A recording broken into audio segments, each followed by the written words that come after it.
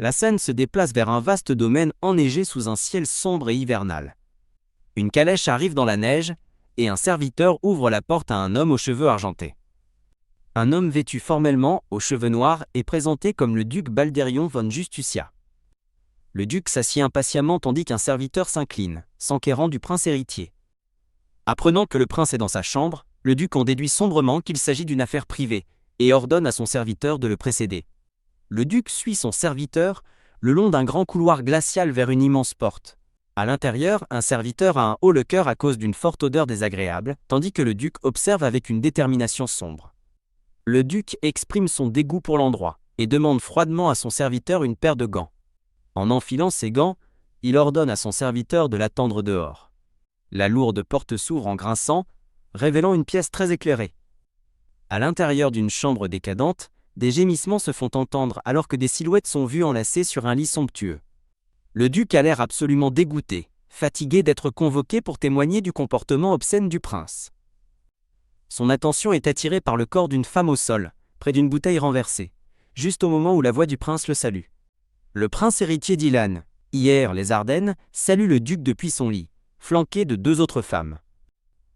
D'en haut, la scène révèle la femme morte sur le sol, tandis que Dylan demande nonchalamment au duc pourquoi il le fixe. Dylan écarte le corps avec indifférence, choquant le duc en qualifiant la femme de cadavre. Le prince explique qu'il a amené la femme parce que son nom était apparu sur elle, tandis qu'une de ses compagnes le met en garde. Le duc réfléchit au concept des noms, quelque chose dont il a entendu parler à plusieurs reprises. Une narration explique que le nom d'un partenaire prédestiné, comme Dylan hier les Ardennes, peut apparaître soudainement gravé sur le corps d'une personne. Le phénomène est lié au destin, symbolisé par la silhouette d'un couple de mariés. Ce lien se révèle être une malédiction. Si un porteur de nom n'a pas de contact physique régulier avec le propriétaire du nom, il mourra. Dylan sort le duc de ses pensées, lui demandant ce qu'il médite si profondément.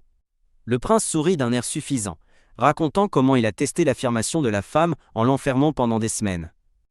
Riant de manière maniaque, Dylan confirme qu'elle est morte, trouvant fascinant que la superstition soit réelle. Croyant le prince fou, le duc demande s'il a été convoqué simplement pour se débarrasser du corps. Dylan rejette l'idée comme insignifiante et tapote l'épaule du duc, lui disant de venir avec lui. Avec un sourire sinistre, Dylan révèle qu'il a un cadeau spécial qui l'attend dans la pièce d'à côté. Ils entrent dans une pièce beaucoup plus froide, que Dylan dit avoir été maintenue fraîche exprès, tandis que le duc exige de savoir ce qui se passe. Dylan mentionne de manière cryptique cet homme, révélant qu'il a retenu sa fille et est prêt à la présenter. Il dévoile son jouet, une fille terrifiée aux cheveux argentés nommée Lilette, recroquevillée sur le sol froid. Lilette respire faiblement, tandis que le duc la fixe dans un silence stupéfait. Il remarque que son pouce est affaibli, car elle s'est dépérie pendant des jours. Dylan se souvient avoir examiné son corps et y avoir trouvé un nom tatoué dans son dos. Balderion von Justucia. Révélant que le nom du duc est sur elle, Dylan déclare qu'il lui donne la jeune fille. Le duc écoute sous le choc alors que Dylan explique que Lilette a développé une forte fièvre 3 jours après l'apparition du nom. Dylan dit froidement au duc qu'elle est à lui maintenant et qu'il peut en disposer comme bon lui semble. Le duc s'avance instinctivement et rattrape Lilette qui s'effondre dans ses bras. Dylan applaudit de manière moqueuse, félicitant le duc pour sa belle prise. La jeune fille aux cheveux argentés halète d'épuisement fiévreux dans l'étreinte protectrice du duc. Dylan suggère que leur nom pourrait être mutuel et ajoute nonchalamment qu'il ne l'a pas touchée. Tenant la jeune fille inconsciente, le duc assimile la révélation choquante que son nom est inscrit sur une inconnue qu'il n'a jamais rencontrée. De retour au domaine du duc, une voix hors champ s'exclame sous le choc que le nom de son Altesse est apparu sur la jeune fille. Le duc dépose délicatement la femme aux cheveux argentés dans le lit, tirant les couvertures sur elle.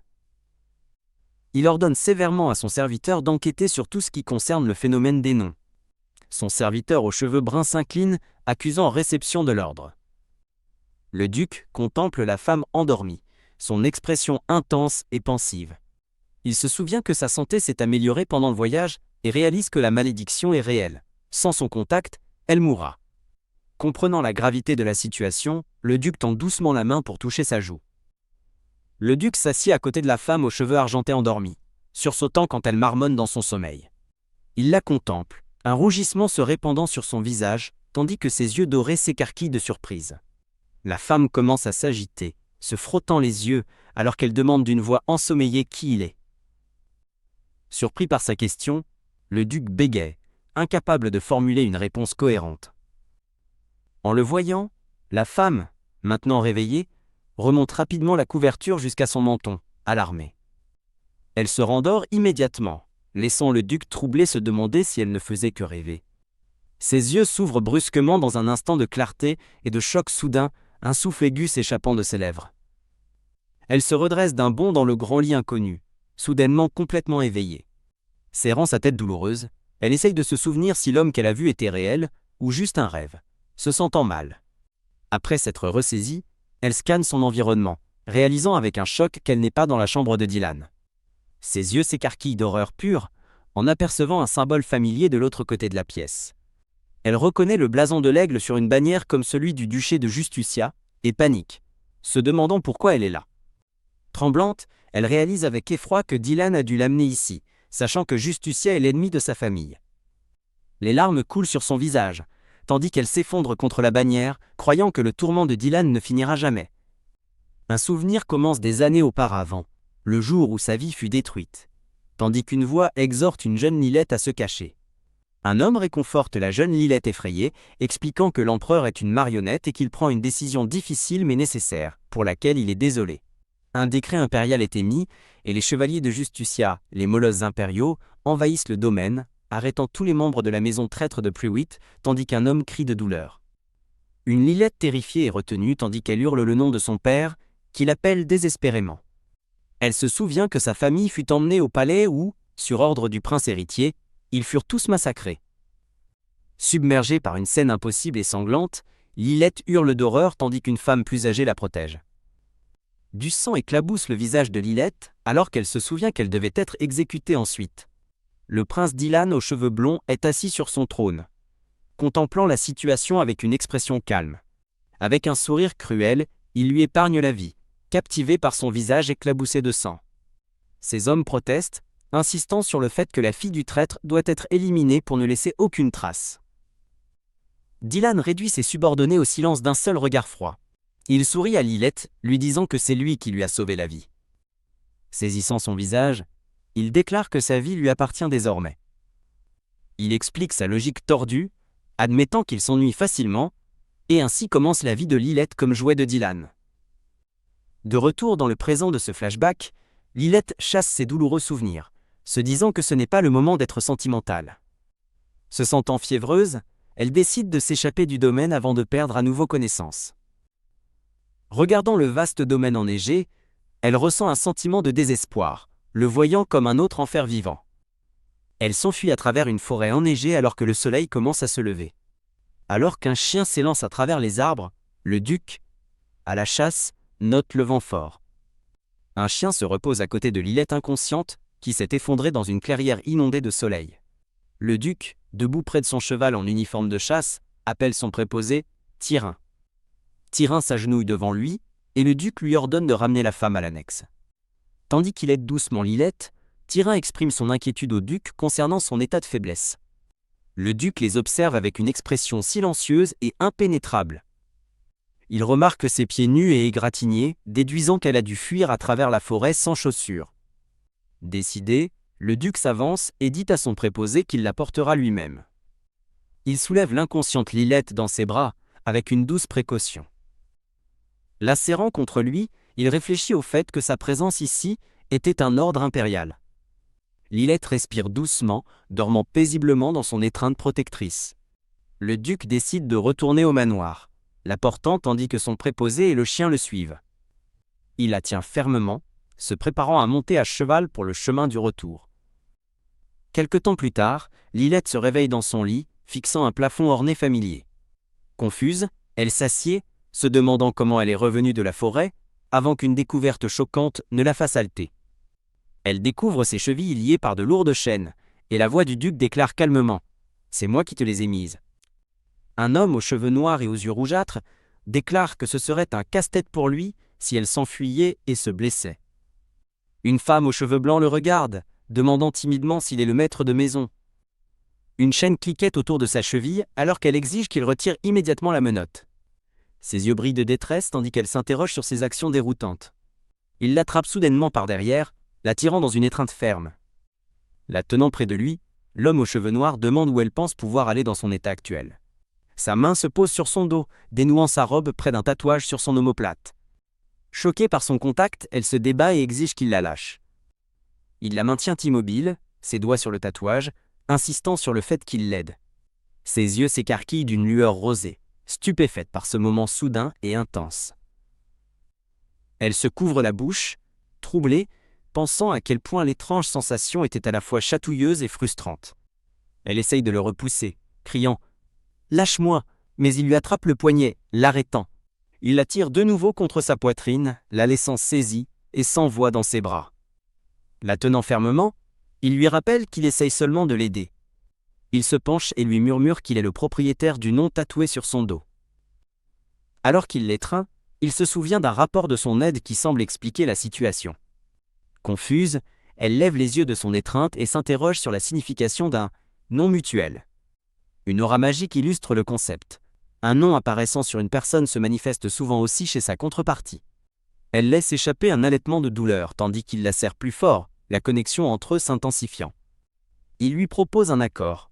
En échange de sa coopération pendant 1 an, il garantira sa sécurité. Elle ressent une étrange sensation à son contact, son corps réagissant malgré elle. Gênée par leur proximité, elle proteste qu'il est beaucoup trop près. La narration explique que le lien du nom est irrésistible, et la femme ressent son pouvoir écrasant. Dans le vaste et vide hall, il promet de la libérer dans 1 an si le nom n'apparaît pas sur lui. Il lui assure qu'elle sera libre d'aller où elle souhaite, la laissant réfléchir à son offre. Il la lâche, et elle s'effondre sur le froid sol de marbre, ses chaînes cliquetant autour d'elle.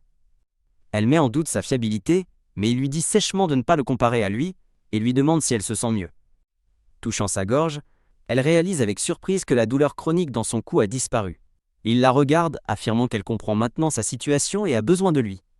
D'un coup de poignet, il se retourne et s'éloigne, la laissant seule sur le sol. Elle serre les mains de désespoir, horrifiée à l'idée d'endurer 1 année de plus. Un souvenir d'un homme nommé Dylan refait surface, tandis qu'elle se rappelle comment sa vie a été un enfer vivant depuis qu'il l'a épargnée. Dans sa mémoire, un homme blond torse nu, souriant d'un air narquois et nommé Dylan réagit avec une surprise feinte. Elle se souvient du tourment, croyant que la douleur était la manière de Dylan de la dompter après une tentative de suicide, et souhaite être morte. Une scène passée montre une femme rousse provocante menaçant de tuer tout le monde, tandis que Dylan la regarde avec un regard cruel. L'expression espiègle de Dylan se durcit pour prendre une intention froide et sérieuse. Un souvenir chaotique de cris et de violence aux mains de Dylan flash dans sa mémoire.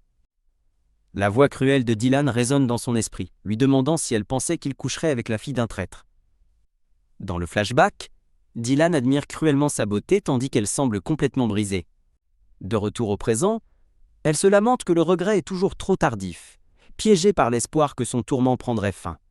Elle se prépare à une autre année de souffrance, cette fois avec le duc de Justicia. Quelques jours plus tard, la scène se déplace vers un grand domaine enneigé au bord d'une rivière gelée.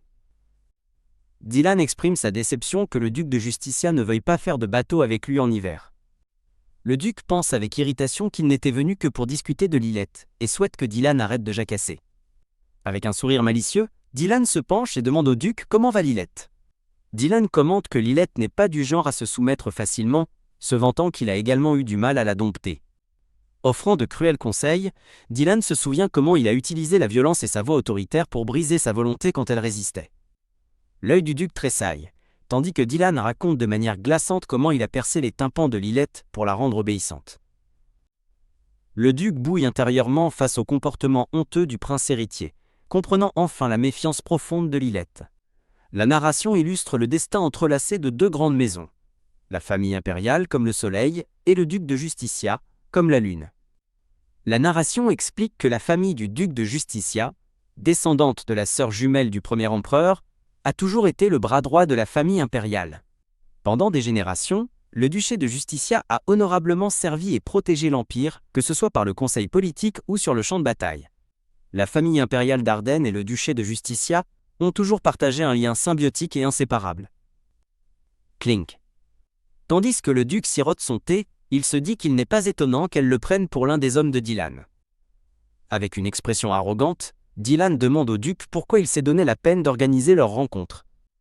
Le duc rappelle à Dylan que, puisque Lilith lui a été confiée, il doit en comprendre les implications, mais Dylan ne semble que confus. Il avertit Dylan que si l'existence de Lilith est révélée, ce serait aussi un problème pour lui. Le duc déclare que d'ici 1 an, ils sauront si c'est un nom mutuel, et sinon, il prévoit de la faire disparaître, ce qui suscite un commentaire dédaigneux de Dylan sur la vie parfaite du duc.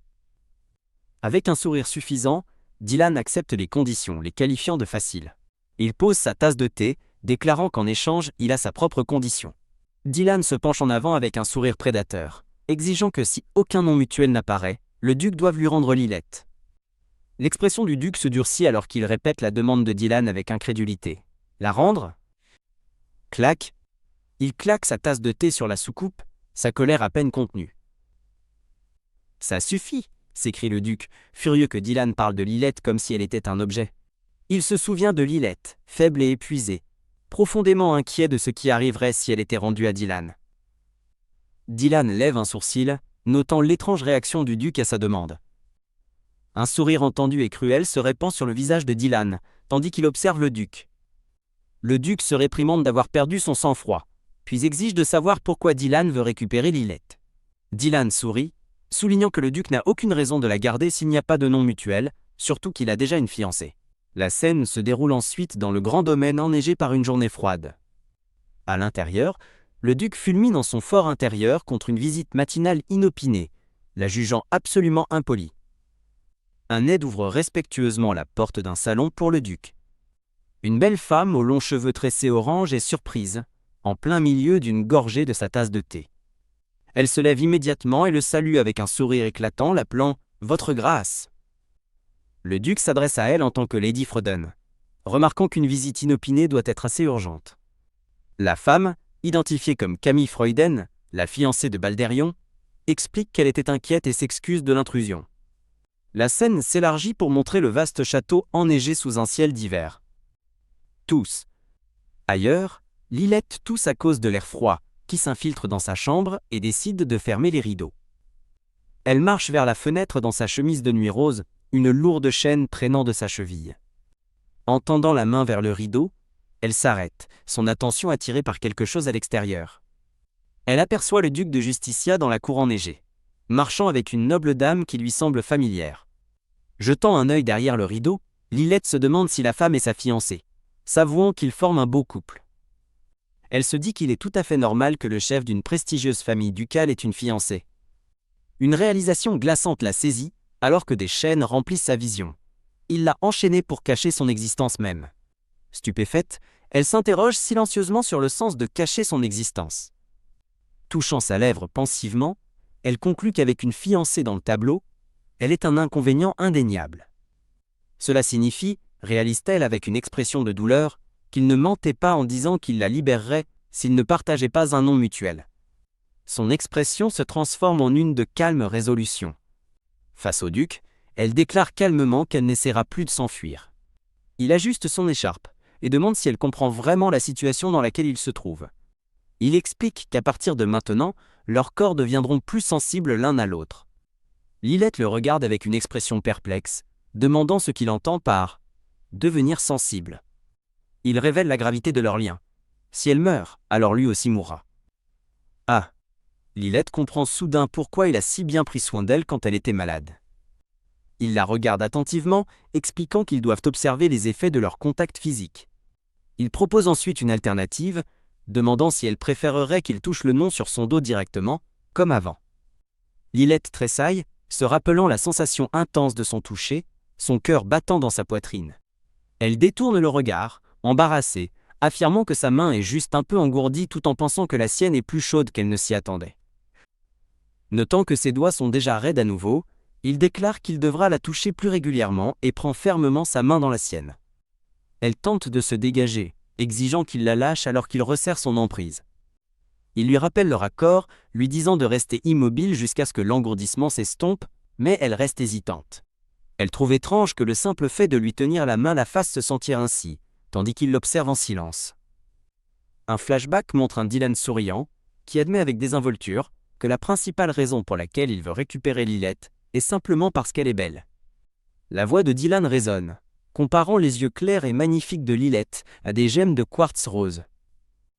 De retour au présent, le duc se souvient des mots de Dylan et admet en privé que ses yeux ressemblent en effet à du quartz rose. Lilette expire, troublée par la sensation persistante et accablante.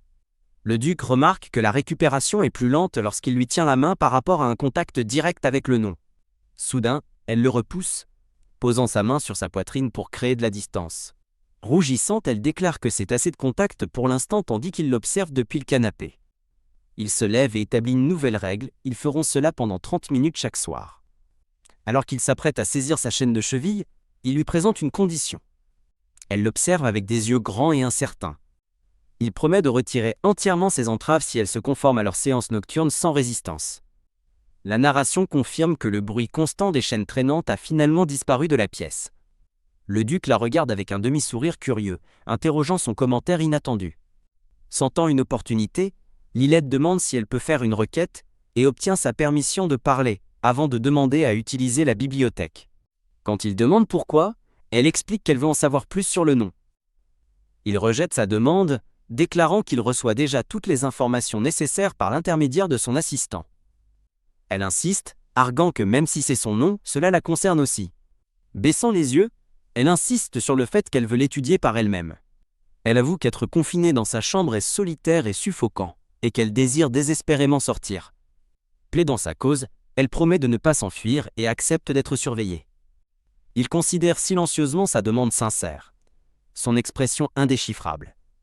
Le duc exauce son vœu, et Lilette est montrée marchant à travers la vaste bibliothèque annexe. Serrant un livre, elle se dit que pouvoir sortir de sa chambre est déjà mieux que rien. En recherchant, elle découvre que le vrai problème est le grave manque d'informations disponibles sur Omnonon. Elle poursuit ses études tard le soir, lisant un livre sur son lit. Feuilletant un vieux livre, elle s'arrête, ayant trouvé quelque chose qu'elle n'avait jamais vu auparavant. Elle découvre un passage terrifiant. Ceux qui ont un nom et ne sont pas des pères mutuels ont une forte chance de mourir dans les 5 ans. Serrant le livre, elle réalise avec horreur que cela signifie qu'elle pourrait mourir. Une pensée encore plus terrifiante la frappe alors qu'elle imagine Dylan revenir la reprendre après la fin de l'année. Elle est hantée par le souvenir de Dylan la narguant pour avoir tenté de s'échapper, tirant sur son collier de chaîne. Dans le flashback, un Dylan torse nu tient sa laisse, lui rappelant cruellement qu'elle n'a pas de foyer où s'enfuir. Son visage se tord de rage alors qu'il menace de la traquer et de la ramener, peu importe où elle fuira. Submergée par la peur, elle s'effondre, jurant de ne jamais retourner auprès de Dylan, même si cela signifie une vie en fuite. Un souvenir soudain et enjoué de quelqu'un nommé Rose lui donne une idée inattendue. Regardant par la fenêtre, elle observe les domestiques de la maison se déplacer librement sur le domaine. Une étincelle de compréhension s'allume dans son esprit alors qu'elle pense « c'est ça !» Elle comprend que les domestiques peuvent se déplacer dans le manoir et apprendre les potentielles voies d'évasion. Ils ont aussi la liberté d'accéder à des zones comme la bibliothèque et de chercher des informations. La solution devient claire, des domestiques résidents. Regardant par la fenêtre avec une nouvelle détermination, elle décide que c'est la seule voie qui lui reste. Bien sûr, elle sait que le duc n'acceptera pas un tel plan facilement. Le duc monte le grand escalier, sa cape drapée sur ses épaules. Alors qu'un majordome le salue, le duc remarque intérieurement le salut inapproprié de Lilette et la critique de porter des vêtements si fins. Le duc s'éclaircit la gorge avec un léger rougissement, annonçant qu'il est en retard et qu'il devrait entrer. Il observe Lilette, pensant qu'elle semble prête à s'effondrer et constatant que ses mains ne sont pas guéries, puisqu'ils ne se tiennent la main que la nuit. Résigné, il pense en lui-même que cela ne peut tout simplement pas être évité. Il prend soudainement Lilette, choquée, dans ses bras alors qu'elle demande frénétiquement ce qu'il est en train de faire. La serrant fort, il déclare intérieurement que se tenir la main ne suffit plus. Stupéfaite, Lilette pend dans ses bras alors qu'il annonce qu'ils doivent élargir leur champ de contact physique. Maintenant dans sa chambre, elle s'écrie, confuse, remettant en question ses actions. Il la dépose sur une chaise longue, la surprenant. Rouge et essoufflée, elle le supplie d'arrêter ce genre de comportement. Il la regarde avec une expression sérieuse et pose une simple question. Pourquoi ? Elle lui demande ce qu'il veut dire, tandis qu'il se tient devant elle, les bras croisés, attendant sa réponse. Tandis qu'il s'approche d'un pas, elle le regarde avec méfiance. Il tend la main vers sa jambe, la faisant reculer avec effroi. Il essaye de la rassurer en disant qu'il ne fait que vérifier sa jambe, mais elle se retire, insistant que ce n'est pas nécessaire. Avec une expression de douleur, il demande si sa répulsion vient du fait qu'elle le considère comme l'une des sales gens de Justicia. Sa question la choque et la réduit au silence tandis qu'elle peine à comprendre ce qu'il dit. Elle admet intérieurement son profond ressentiment pour Justicia, mais hésite. Elle se souvient qu'il a retiré le blason de sa famille et se demande si c'était un geste attentionné pour elle. Elle rejette rapidement cette pensée, se convainquant qu'il n'aurait pas pu agir par véritable inquiétude. Kia! Alors qu'elle est perdue dans ses pensées, il la soulève soudainement dans ses bras à nouveau. Il l'emporte, lui disant de se laver plus tard si elle est si dégoûtée, ignorant ses protestations. Il la lâche sans cérémonie dans une baignoire pleine, expliquant qu'il veut juste l'aider à marcher plus confortablement. Avec une expression frustrée, il demande pourquoi elle fait toujours toute une histoire de tout. HMPH. Assise de manière défensive dans l'eau, elle rétorque de ne pas la blâmer, insistant sur le fait que ses jambes vont bien. Il rétorque en soulignant qu'elle traînait sa jambe comme un oiseau blessé, tandis que sa main se dirige vers elle dans l'eau. Il demande discrètement si elle s'y est habituée à cause de Dylan, ce qui fait ressurgir un souvenir douloureux pour Lilette. Il affirme qu'il ne lui doit aucune explication pour ses actions. Il plonge ses mains, cherchant et saisissant le bas de sa jambe sous l'eau. Il lui tient le pied et la cheville, observant attentivement sa réaction alors qu'elle reste silencieuse dans la baignoire. NGH. Alors qu'il lui tient le pied, il est stupéfait de voir tant de cicatrices, se demandant pourquoi il ne les avait jamais remarquées auparavant. Son expression se tord de rage froide tandis qu'il maudit Dylan, se demandant quelles horreurs il lui a infligées. Une main cicatrisée, celle de Lilette, touche son bras avec hésitation, attirant son attention. Il sent son tremblement et se demande si elle pense que sa colère est dirigée contre elle. Il réalise avec une horreur naissante que sa peur est un autre traumatisme infligé par ce bâtard de Dylan. Lilette est assise tranquillement dans le bain, son expression remplie d'incertitude tandis qu'il la regarde. Submergé par l'émotion, il se penche au-dessus de la baignoire et la tire dans une étreinte soudaine et protectrice. Il ferme doucement les yeux et lui donne un baiser doux et rassurant sur le front. Il recule et lui offre une serviette sèche tandis qu'elle lève les yeux, troublée et incertaine. Hors du bain et enveloppée dans la serviette, Lilette observe les marques persistantes sur sa peau dégoulinante. Le duc lui rappelle sévèrement qu'elle n'est pas une invitée à choyer, et elle acquiesce, se demandant s'il connaît même la vérité. Elle pense à la durée de vie limitée d'un porteur de nom, résolue à faire une demande désespérée avec le temps qui lui reste. Face à lui, elle reconnaît calmement qu'elle comprend son besoin de cacher son existence. Le duc passe une main dans ses cheveux avec frustration, se demandant si elle le menace, et pourquoi tout est si compliqué. Il considère les risques. Son départ de l'annexe éveillera les soupçons, et des rumeurs se propageront si les mauvaises personnes le découvrent. Une idée germe dans son esprit. Il pourrait la déguiser en servante pour résoudre le problème. Le duc accepte son plan, mais ajoute sa propre condition. Si elle sort, elle aura besoin d'une supervision encore plus rigoureuse. Un mois plus tard, elle réfléchit à sa nouvelle vie à l'annexe, se souvenant qu'elle était arrivée avec seulement quelques vêtements mal ajustés. La chef des femmes de chambre la conduit à une nouvelle chambre, une ancienne cave à vin qui a besoin d'être nettoyée, ce que Lilette accepte volontiers. Elle se dit qu'elle doit s'habituer à son nouveau nom, Brillin, le plus rapidement possible.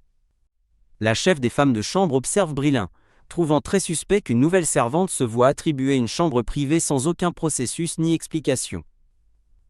Dans son bureau, le duc ordonne à la chef des femmes de chambre de laisser Brillin se reposer si elle a l'air fatiguée et de signaler immédiatement tout ce qui est inhabituel. Il ajoute ensuite que Brillin viendra dans sa chambre chaque nuit, de sorte que ses mouvements n'ont pas besoin d'être signalés, ce qui surprend la chef des femmes de chambre. La chef des femmes de chambre dit à Brillin qu'on ne lui a donné aucun détail, mais elle s'émerveille en privé de sa grâce délicate, pensant que personne ne croira qu'elle est une servante ordinaire. Concluant que Brillin doit être spécial pour le duc, les pensées de la chef des femmes de chambre sont interrompues lorsque Brillin lui demande quelles sont ses tâches pour le lendemain. Ha! Allongé dans son petit nouveau lit, Brillin le trouve plus relaxant que son ancienne chambre et pense que le duc a utilisé la supervision comme excuse pour la toucher quand il voulait. Elle reste au lit, l'esprit rempli de pensées persistantes. Le lendemain matin, elle observe le paysage enneigé et désolé depuis sa fenêtre, le trouvant encore plus misérable à la lumière de l'aube. Vêtue de son nouvel uniforme de femme de chambre, elle remarque la poussière flottant dans l'air de sa humble chambre. La chef des femmes de chambre se tient devant le personnel assemblé, demandant si tout le monde est présent pour la réunion du matin. Brilin se tient tranquillement dans son nouvel uniforme de femme de chambre, les mains jointes devant elle tandis qu'elle est présentée. Les autres femmes de chambre, en particulier une rousse et une blonde, regardent la nouvelle venue avec surprise. Brilin se tient silencieusement à côté de la chef des femmes de chambre, rejoignant la file des domestiques. La femme de chambre rousse jette un regard sévère, tandis qu'une autre femme de chambre est assignée pour aider quelqu'un nommé Rizora, dans la cuisine. Brilin sent le poids de leur regard, se demandant pourquoi ils la fixent tous, et si elle a l'air étrange. La chef des femmes de chambre appelle Brilin, et elle répond docilement. La chef des femmes de chambre charge Brilin de servir le thé du matin au maître, provoquant une agitation choquée parmi les autres femmes de chambre, avant de dire à tout le monde de se mettre au travail. Alors que Brilin acquiesce silencieusement, elle perçoit un changement troublant dans l'atmosphère. Pendant un instant, elle sent la pièce devenir glaciale, tandis que les autres femmes de chambre la fusillent du regard avec ressentiment. Une femme de chambre rousse et une autre blonde s'éloignent, en se plaignant qu'une nouvelle venue serve le maître dès son premier jour. La femme de chambre aux cheveux bleus suppose que c'est parce qu'elle ressemble à une noble, mais la rousse ricane, affirmant qu'elle ressemble à une prostituée ramassée dans la rue. La femme de chambre rousse déclare son intention d'empêcher la nouvelle venue de devenir la maîtresse du maître. Une tasse de thé est délicatement posée sur une soucoupe. Le duc lève les yeux de sa lecture et s'interroge sur son entrée silencieuse, lui demandant si elle ne va même pas dire bonjour. Elle lui souhaite discrètement un bon matin, mais il lui dit immédiatement qu'elle a tort. Il lui demande si elle ne renonce toujours pas à son petit jeu ridicule, et elle se demande s'il fait référence à sa décision de devenir femme de chambre. Avec une détermination retrouvée, elle se tient devant lui et déclare qu'elle ne démissionnera pas, quoi qu'il arrive. Balbutie-t-elle, troublée, tandis qu'il lui ajuste le tablier par derrière. Il serre plus fort les cordons autour de sa taille, commentant que la ceinture est lâche parce qu'elle est trop maigre. Une fois qu'il a fini de nouer le ruban, elle réalise en rougissant que son uniforme mal noué était la raison pour laquelle les autres femmes de chambre la fixaient. Détournant timidement le regard, elle lui dit qu'elle pourra le faire elle-même la prochaine fois. Il la regarde, s'avouant silencieusement qu'elle est vraiment belle. Se détournant avec une légère rougeur, il pense à quel point elle peut être belle, même avec des vêtements si simples. Escortée par la chef des femmes de chambre, elle arrive devant les grandes et intimidantes portes de sa chambre. Alors que la porte s'ouvre en grinçant, elle pense nerveusement qu'elle a l'impression d'être menée pour réchauffer son lit. Elle essaye de se calmer, insistant que c'est juste pour le traitement, mais il observe que son expression dit qu'elle est prête à en finir. Il accepte et lui dit d'aller au lit, voulant éviter qu'elle ne s'agenouille à nouveau sur le sol dur. Elle refuse de bouger, déclarant qu'elle est bien où elle est, mais il soupire, lui demandant pourquoi elle doit discuter, alors qu'il a seulement l'intention de s'asseoir sur le canapé.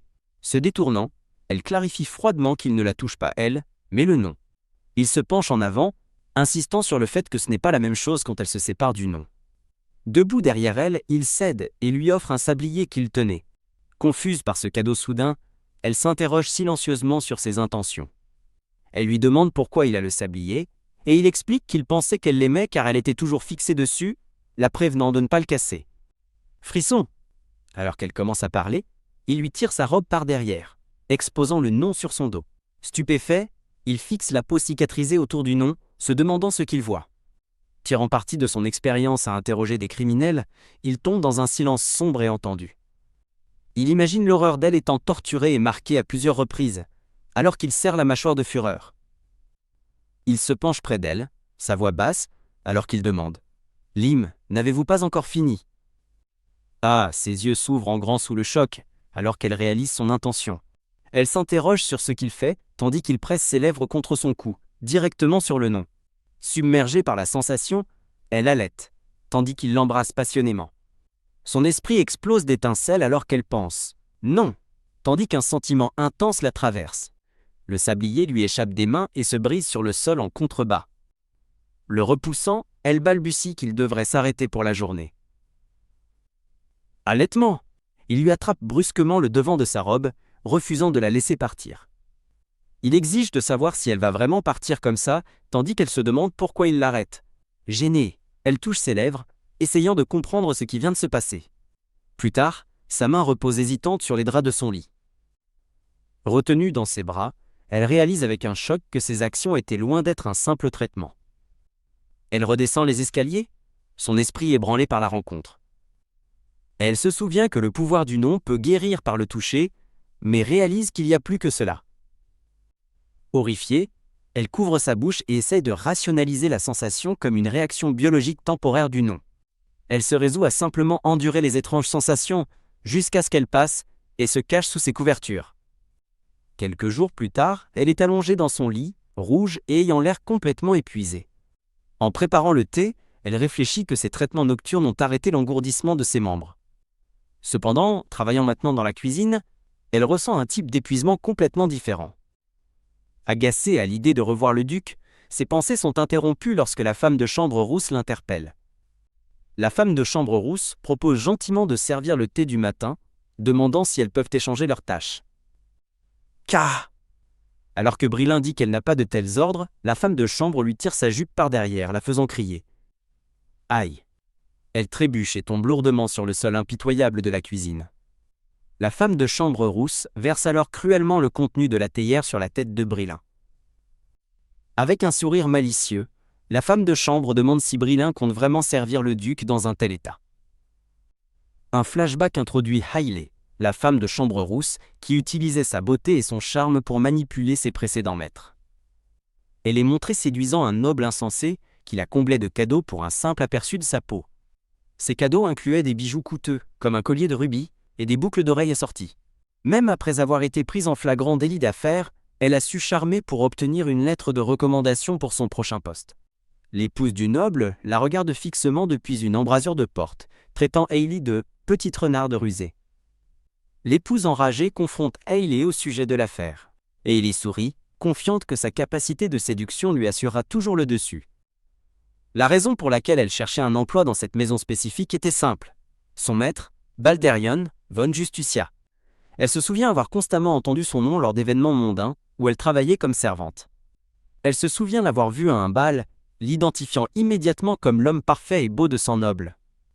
À ce moment-là, elle a décidé que toutes ses séductions passées n'étaient qu'un entraînement pour le conquérir, jurant de rester à ses côtés. De retour au présent, le duc est dans sa chambre et recule, s'interrogeant sur une odeur affreuse dans l'air. Hayley entre avec un plateau, feignant l'innocence et prétendant n'avoir utilisé qu'un peu de parfum, mais le duc est clairement mécontent. Elle propose de se baigner et de revenir, mais il la renvoie froidement, lui disant de simplement partir, la laissant stupéfaite. Debout devant sa porte close, elle fulmine, se rappelant comment elle avait pensé que sa demande de vin était l'occasion parfaite de passer à l'action. Serrant la mâchoire, Hayley se dit que bien sûr, quelqu'un comme le duc ne se laisserait pas séduire aussi facilement. Jurant de le faire sien, la scène passe à Brilin qui s'excuse sincèrement, expliquant qu'elle n'a utilisé du parfum que pour plaire à quelqu'un. Se tenant maladroitement avec une carafe, Hayley essaye de servir le duc. Le duc la regarde d'un air vide, lui demandant de quoi elle parle. Avec un sourire choqué et amer, Hayley réalise qu'il ne se souvient même pas d'elle. Elle se convainc rapidement qu'il doit jouer l'indifférent. Convaincue qu'elle est bien meilleure que Brilin, elle suppose avec confiance qu'il l'attendait pour faire le premier pas. Fredonnant un air, elle porte joyeusement un plateau de thé pour servir le duc. Après qu'elle a posé le plateau sur son bureau, il demande si elle le sert maintenant, et elle précise qu'elle ne fait que le remplacer. Baissant les yeux sur son travail, il demande simplement « Pourquoi ?» Perplexe face à son intérêt, Hayley se demande pourquoi il s'informe sur une humble servante qui prend une pause. Le duc marque une pause, trouvant la situation étrange alors qu'il se souvient avoir touché le nom la nuit précédente. Certain que Brilin devrait être en bonne santé après son traitement, il conclut que son absence ne devrait pas être. La scène se déplace vers les mains de Brilin, qui essore vigoureusement du linge dans une bassine d'eau. Brilin, ses cheveux maintenant d'un bleu argenté clair, poursuit ses tâches de lavage. Une femme de chambre à l'air aimable, aux cheveux bruns courts et aux lunettes, se présente à Brilin comme Adley. Adley lui offre un linge chaud, remarquant que ses mains doivent être engourdies par le froid, et Brilin accepte avec gratitude. Adley lui demande discrètement si c'est difficile pour elle, révélant que Hayley s'en prend toujours aux nouvelles. Brilin lève les yeux de son travail et demande à Adley pourquoi. Adley l'avertit que Hayley est implacable et a poussé de nombreuses filles à démissionner, conseillant à Brilin d'être prudente, ce qu'elle accepte avec des remerciements.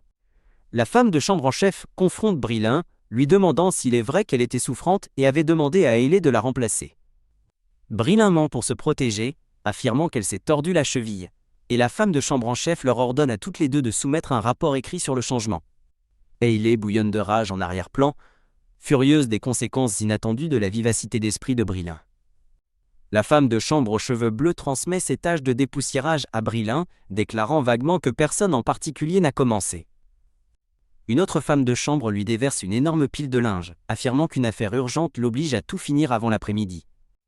Pendant un repas, Brilin se tient avec son assiette, consternée de constater que personne ne lui a laissé de place à table. Alors qu'elle passe devant la table, une autre femme de chambre la fait délibérément trébucher. Avec un cri de surprise, Brilin perd l'équilibre et commence à tomber. Aïe! Elle s'écrase sur le sol, sa nourriture se dispersant autour d'elle. Hélé sourit cruellement à propos de sa cheville abîmée, mais Brilin rejette intérieurement l'intimidation comme de simples jeux d'enfants comparés à ses souffrances passées. Brilin reste silencieuse, son expression illisible, tandis qu'elle endure le tourment incessant. Adlé jette un coup d'œil à la scène avec une expression troublée, tandis que la narration de Brilin se demande pourquoi ce harcèlement la met toujours autant en colère.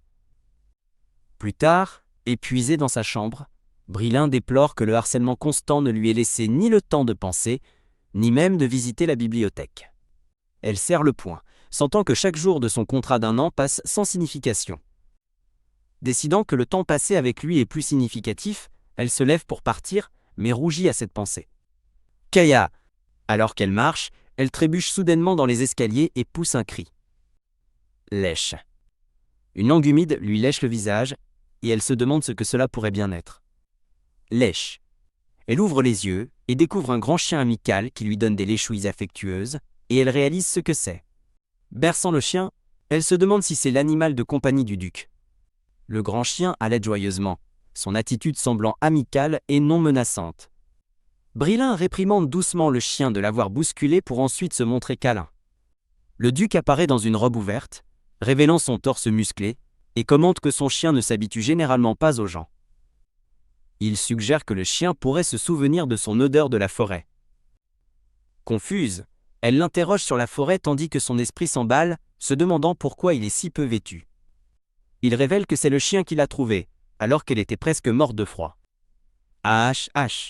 Un souvenir refait surface, celui d'elle courant désespérément du domaine vers les bois.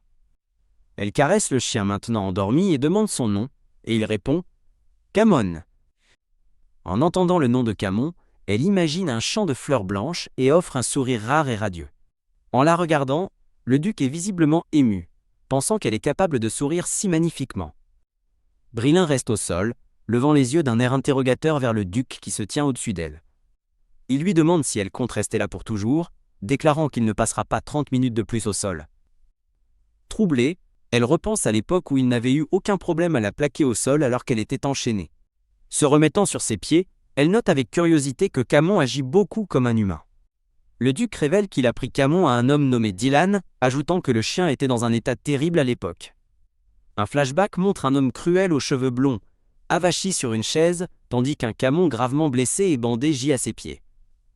Il commente d'un air sombre que, pour une raison ou une autre, tous ceux qui ont été blessés par Dylan semblent trouver leur chemin jusqu'à lui. Brilin trouve Camon trop adorable pour être blessé, mais le duc se demande si elle est vraiment en position de s'inquiéter pour les autres. Il explique que Dylan a donné le chien sur un coup de tête, et que Camon était initialement si traumatisé qu'il mordait quiconque s'approchait. En la regardant, le duc se dit que cette fille et le chien se ressemblent beaucoup. Brilin baisse tristement les yeux, réalisant avec empathie qu'elle et Camon ont traversé le même genre de souffrance. Elle réfléchit que si elle a d'abord pensé qu'il était comme les autres hommes, tout ce qu'il a fait a prouvé qu'il ne ressemblait en rien à Dylan.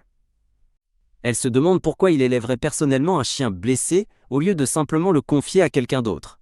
Jetant un coup d'œil à son propre dos cicatrisé, elle se demande s'il l'a recueilli par pitié, tout comme il l'a fait pour Camon. Alors qu'elle est allongée dans son lit, il se penche sur elle et remarque qu'elle semble avoir beaucoup de temps pour penser maintenant. Il tend la main et ses doigts tracent doucement le nom gravé sur son dos. Submergée par l'anxiété, elle se demande ce qu'il va faire ensuite. Son esprit s'emballe de pensées confuses, se demandant s'il a l'intention de voler le lit. Elle tente de s'excuser, balbutiant qu'elle va retourner dans sa propre chambre maintenant. Mais il la saisit soudainement, la soulevant du lit, une expression choquée sur le visage. Il l'attire dans une ferme étreinte, la serrant contre sa poitrine nue, tandis qu'une faible lumière émane de son dos. Alors qu'elle pense s'y habituer, il observe que son visage est inhabituellement rouge. Elle réplique que c'est parce qu'il a fait quelque chose d'étrange, sa main pressée contre sa poitrine en signe de protestation. Il esquisse un léger sourire et lui dit simplement de s'y habituer, la laissant complètement déconcertée. Confuse par son ordre, elle lui demande doucement pourquoi. Lui tournant le dos, il s'éloigne et déclare froidement que c'est parce qu'il le veut. Elle reste là, stupéfaite par sa déclaration et pensant à quel point il peut être incroyablement égoïste. Son visage brûle de choc et d'embarras après leur intense rencontre. Il marque une pause, son expression illisible alors qu'il se tient dans la pièce ombragée. Avec un sourire subtil, il désigne une table proche et lui offre une collation nocturne si elle le souhaite. Voyant les sandwichs, elle décide de manger, réalisant que le harcèlement constant de Hailey l'a empêchée de manger correctement. Dans un moment de calme, elle se tient près de la table, se préparant à manger, tandis qu'il se repose sur un canapé à proximité. Elle prend une bouchée du sandwich avec hésitation, son expression toujours incertaine. Submergée par l'émotion en mangeant, elle se couvre la bouche et commence à pleurer. Le duc l'observe en silence depuis le canapé de l'autre côté de la pièce. Plus tard, le duc, maintenant habillé formellement et portant des lunettes, est assis et lit un livre. La femme de chambre en chef rapporte que Brillin a prétendu s'être tordu la cheville et a échangé ses tâches avec Hailey, ce qui l'incite à demander de ses nouvelles. La femme de chambre note que les mouvements de Brillin semblent corrects malgré sa déclaration, mais ajoute qu'elle n'a pas mangé de la journée, ce qui fait hésiter le duc. De retour avec Brillin, le duc lui dit d'arrêter d'être têtu, et de le dire simplement si elle a besoin d'aide. S'arrêtant en pleine bouchée, elle le regarde, complètement déconcertée par son offre soudaine. En regardant la nourriture préparée avec attention, elle se demande si la collation lui était vraiment destinée. Les bras croisés, il lui intime de lui dire si quelque chose arrive, exigeant de savoir si elle comprend. Elle refuse tristement, expliquant qu'elle ne peut pas demander d'aide, car elle n'a rien à lui offrir en retour. Ses pensées sombrent dans le désespoir, sentant qu'elle a tout perdu il y a longtemps, et qu'elle ne sait même pas comment le remercier correctement. Elle le regarde avec une expression perplexe, après qu'il a parlé de nouveau. Il lui dit qu'il y a encore quelque chose qu'elle peut faire, et lui conseille d'utiliser sa tête judicieusement. Il clarifie son conseil, lui disant d'utiliser toutes les cartes qu'elle a en main, tandis qu'elle boit pensivement. Une femme de chambre aux cheveux bleus entre dans la salle de bain avec un seau d'eau chaude pour Hailey. Une louche plonge dans le seau d'eau fumant. La femme de chambre aux cheveux bleus commence à bavarder, demandant à Hailey si elle a entendu parler de la nouvelle venue. La femme de chambre se souvient avoir vu Brillin dehors tard dans la nuit, prétendument en train de s'entraîner. Elle suppose que les virées nocturnes de Brillin sont un prétexte pour se faufiler dans la chambre du duc. Immergée dans la baignoire, Hailey écoute avec une expression de sombre et malveillante réalisation. Serrant le bord de la baignoire, Hailey pense à Brillin ayant un puissant soutien et juge cela impardonnable. La femme de chambre aux cheveux bleus se tient près de la baignoire, continuant ses potins tandis que Hailey complote. L'eau dégoulinant de ses cheveux, Hailey affiche un sourire sombre et machiavélique. La scène se déplace sur Brillin à une fenêtre, se remémorant qu'elle ne pouvait pas sentir le changement des saisons lorsqu'elle était emprisonnée dans le palais. Entourée de cerisiers en fleurs, Brillin sourit sereinement, heureuse que ce soit enfin le printemps. Son moment de paix est interrompu lorsqu'elle se détourne de la fenêtre avec une expression surprise. La gouvernante et Hailey se tiennent devant elle, et Brillin remarque intérieurement la présence indésirable de Hailey. Envahi par un mauvais pressentiment, Brillin demande prudemment si quelque chose ne va pas. La gouvernante soupire, expliquant qu'elle a vérifié le trésor la nuit dernière et découvert que des bijoux et des ornements ont été volés. Brillin est visiblement choqué par l'accusation de vol. Alors que Brillin nie tout acte répréhensible, une voix hors champ lui ordonne de ne pas faire l'idiote. Hailey pointe agressivement Brillin du doigt, disant à la gouvernante qu'elle et d'autres serviteurs l'ont vu sortir du trésor. Hailey poursuit sa tirade, accusant Brillin de mentir avec un aplomb total. Brillin se défend, déclarant qu'elle ne ment pas, et soulignant que seule la gouvernante a la clé du trésor. La gouvernante et Hailey sont prises de court alors que Brillin rejette l'accusation comme ridicule. Soudain, Hailey crie et pointe du doigt, affirmant qu'il y a quelque chose à côté du lit. Une magnifique boîte à bijoux bleue scintille derrière une caisse en bois. « Kea !» Hailey repousse violemment Brillin pour atteindre la boîte. Hailey présente triomphalement la boîte ouverte remplie de bijoux étincelants, feignant le choc devant la quantité à l'intérieur. Brillin regarde fixement, complètement stupéfaite et déconcertée, se demandant comment la boîte à bijoux est arrivée là. Avec une horreur croissante, elle réalise que tout cela était un coup monté depuis le tout début. Brilin se demande si Hailey la déteste assez pour la piéger, juste au moment où la gouvernante reconnaît les bijoux comme étant ceux du trésor. Brilin plaide désespérément son innocence tandis que Hailey sourit, exhortant la gouvernante à ne pas la laisser s'en tirer. Exigeant justice, Hailey insiste pour que Brilin soit renvoyé, citant un incident passé où une femme de chambre avait été licenciée pour le vol d'une seule bague. Le majordome en chef entre dans la pièce, et les femmes de chambre inclinent la tête en signe de respect. Le majordome annonce que le duc a entendu le tumulte, et a convoqué tout le monde dans son bureau. L'expression de Brilin se remplit d'effroi en réalisant que le duc est maintenant impliqué. Dans son bureau, le duc demande directement s'il est vrai que Brilin a volé des bijoux qui ont ensuite été trouvés dans sa chambre. La gouvernante s'incline en s'excusant, expliquant qu'elle ne pouvait ignorer les allégations avec autant de témoins oculaires. Le duc demande froidement si les bijoux volés ont bien été retrouvés. La gouvernante confirme qu'ils ont été découverts dans la chambre de Brilin et présente la boîte bleue ornée. Brilin ressent une vague de désespoir, pensant que Hailey est sur le point d'obtenir exactement ce qu'elle veut.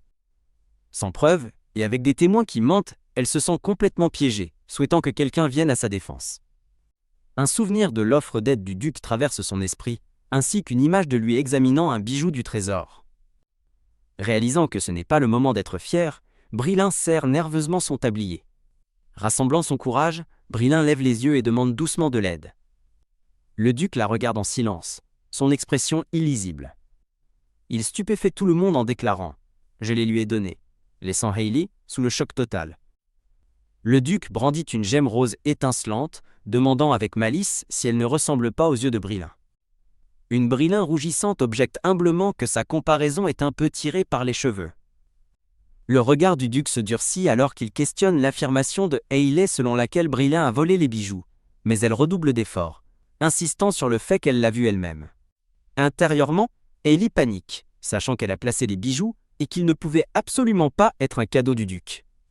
Le duc annonce froidement qu'il ne tolérera pas de menteuse dans son domaine, et ordonne à la gouvernante de jeter Hailey dehors immédiatement. Enragée, Hailey exige de savoir pourquoi elle doit partir après des années de service, alors que Brilin est protégé, mais la femme de chambre en chef lui ordonne d'arrêter. L'esprit de Hailey s'emballe alors qu'elle pleure ses années d'efforts gâchés, son emploi stable, et l'avenir qu'elle imaginait avec le duc. Groguant que tout est de la faute de Brilin, Hailey se jette en avant et lui tire violemment les cheveux. Tandis que Brilin hurle de douleur, Hailey la secoue sans relâche, exigeant qu'elle avoue le crime. Le duc et la femme de chambre en chef observent sous le choc tandis qu'ils crient le nom de Hailey, essayant d'arrêter l'agression. Un souvenir douloureux ressurgit pour Brilin, lui rappelant que résister ne fera qu'entraîner plus de souffrance. Le flashback révèle le visage souriant de Dylan alors qu'il lui tire les cheveux, la source de son traumatisme. De retour au présent, l'intendant et un autre serviteur luttent pour maîtriser Hailey l'hystérique, qui leur hurle de la laisser partir. Avec une expression froide, le duc donne l'ordre final de la traîner hors du domaine. Après l'altervé, Brilin reste effondrée et tremblante sur le sol, sa coiffe gisant à ses côtés. Une main ferme lui saisit le bras, tandis que la voix du duc lui ordonne de se lever. Brilin lève les yeux, confuse, tandis qu'il lui prend le visage dans ses mains et remarque que sa réaction est étrange. Elle réfléchit qu'alors que le contact de Dylan lui donnait des frissons, celui du duc la calme et dissipe son anxiété. Remarquant une égratignure sur son visage, il se demande si ces réactions uniques sont dues au fait qu'elle est sa désignée. La scène se déplace vers une vue lumineuse et ensoleillée de la grande pièce. Le duc ouvre un petit pot de pommade, lui disant qu'il va lui appliquer un peu de médicament sur la joue. Elle laisse échapper un petit gémissement de douleur, tandis qu'il tamponne doucement le baume sur son égratignure. Un flashback commence, le duc demandant à Brilin pourquoi elle n'a pas riposté à l'attaque de Hailey. Il observe qu'elle semblait se figer, incapable de bouger, alors qu'elle est assise devant lui. Elle baisse les yeux, serrant les mains, tandis qu'il insiste, lui demandant si elle n'imaginait que sa paralysie. Il en déduit que cela doit être un traumatisme causé par Dylan, la surprenant alors qu'elle se demande pourquoi il mentionne toujours le prince. Le duc joint les mains, lui rappelant sa précédente affirmation selon laquelle elle n'avait rien à lui offrir en retour. Se penchant près d'elle, il exige qu'elle lui raconte tout ce que Dylan lui a fait, sans rien cacher. Brilin le regarde en retour sous le choc, incapable de comprendre sa demande. Elle tremble, hésitant à parler du prince et du passé douloureux. Un souvenir déchirant la montre terrifiée et blessée, trébuchant dans une pièce sombre vêtue d'une simple chemise de nuit.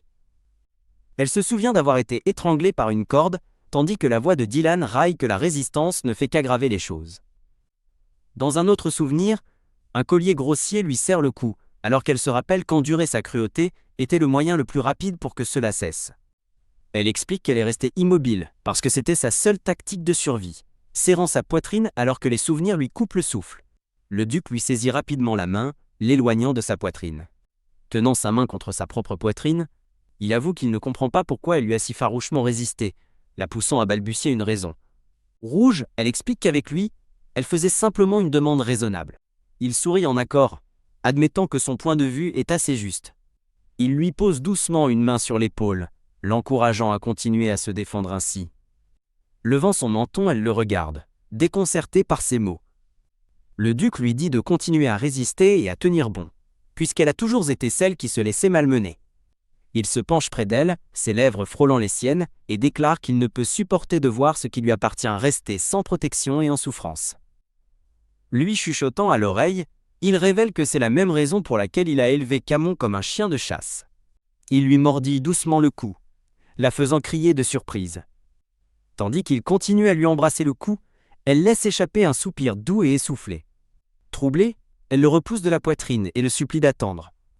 Elle proteste qu'il est encore le matin et qu'elle a une montagne de travail à faire.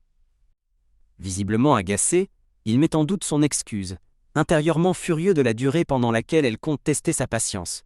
Ces mots la font se figer sur place, surprise par l'ordre direct.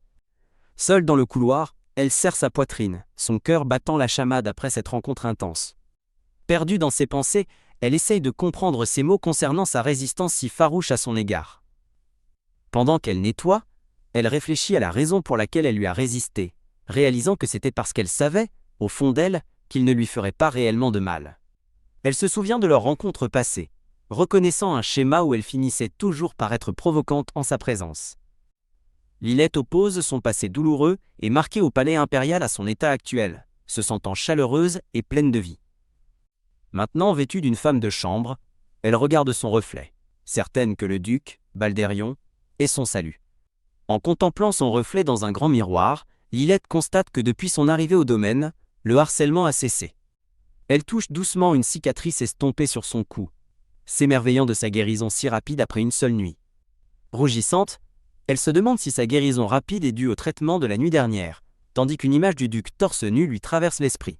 Ses pensées s'assombrissent alors qu'elle commence à se souvenir des autres femmes qu'elle avait vues avec le prince Dylan. Elle se souvient des victimes de Dylan, marquées et ligotées, mais étrangement, elles ne semblaient jamais souffrir alors qu'elles étaient forcées de lui plaire. Comparant leur expérience à la sienne avec le duc, elle réalise que ce qu'elle a ressenti était bien plus qu'un acte douloureux et désagréable. Elle conclut que, bien que cela ait fait mal, c'était supportable pour sa première fois, avant de se tourner pour appeler une femme de chambre nommée Brilin.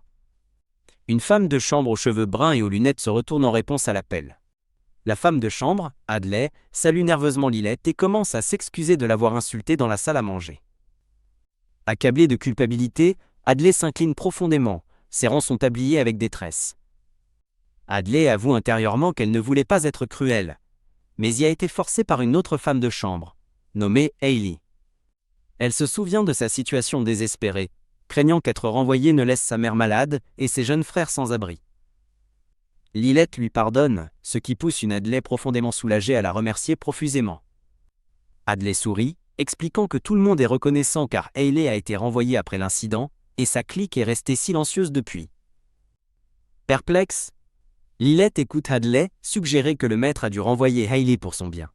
Lilette se demande à voix haute pourquoi le duc ferait une telle chose pour elle. Clang.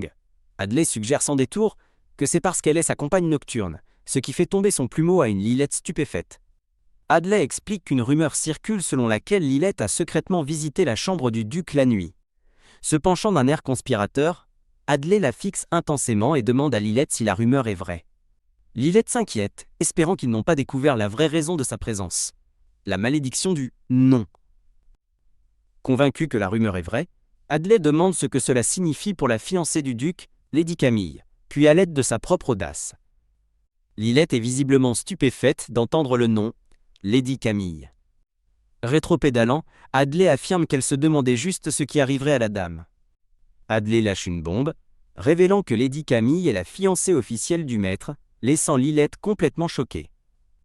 Un bref souvenir montre le duc avec une femme blonde, tandis que Lilette accepte la dure réalité de ses fiançailles. Elle serre fermement son plumeau, essayant de se convaincre qu'elle ne devrait pas s'inquiéter de sa fiancée.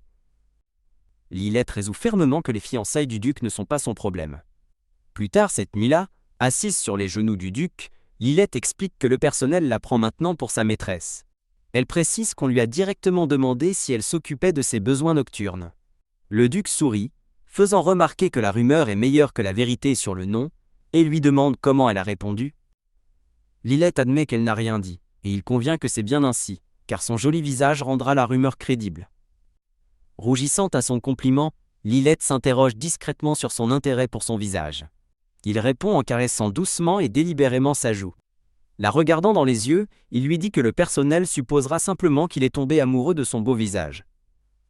Embarrassée, Lilette se demande comment il peut dire des choses si gênantes avec une expression parfaitement calme. NGH, il passe une main dans son dos, traçant le nom gravé sur sa peau et la faisant gémir. Elle lève les yeux vers lui, lui demandant si ses actions ne le dérangent pas. Le duc rencontre son regard, lui demandant simplement ce qu'elle veut dire. Lilette lui rappelle sèchement qu'il a une fiancée.